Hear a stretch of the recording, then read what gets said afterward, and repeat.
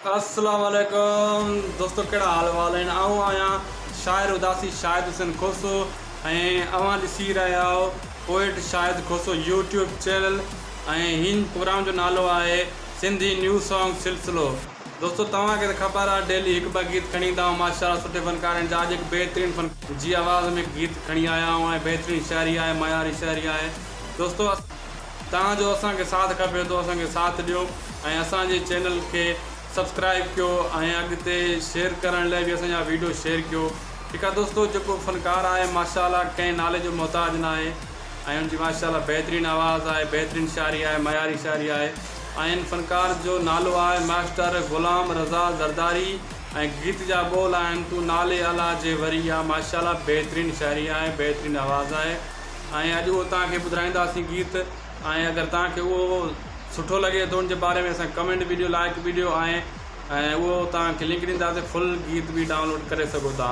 तो दोस्तों हलूं था गीत जी तरफ़। तव्हां गीत ॿुधो पोइ अॻिते बाद में डिस्कस कयूं था गीत जे बारे में।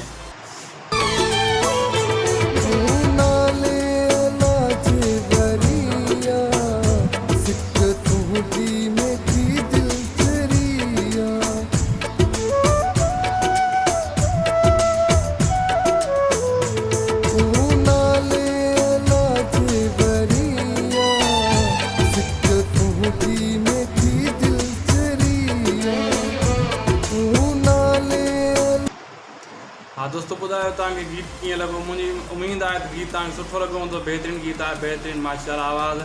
दोस्तों ऐं अहिड़ा गीत असां डेली तव्हां लाइ हिकु ॿ गीत खणी ईंदा आहियूं। तव्हांखे त ख़बर आहे, असांजे चैनल खे सब्सक्राइब कयो ऐं अहिड़े फ़नकारनि जा गीत ॿुधो ऐं अॻिते शेयर कयो ऐं असांखे हिन चैनल खे मथे आणण लाइ असांजी मदद बि कयो ऐं असांखे तव्हांजे साथ जी ज़रूरत आहे। तो दोस्तों अगरि हीअ गीत तव्हांखे खपे थो त जेका ही मथे लिंक हले थी पई इन ते क्लिक कयो, इहो गीत डाउनलोड थी वेंदो फुल। अगरि असांजे चैनल खे सब्सक्राइब करणु चाहियो था, हिन कुंड ते जेकी लिंक हले थी इन खे क्लिक कयो, चैनल सां सब्सक्राइब थी वेंदो ऐं असांखे ॾींदा इजाज़त। नेक्स्ट वीडियो मिलंदासीं। ख़ुदा हाफ़िज़।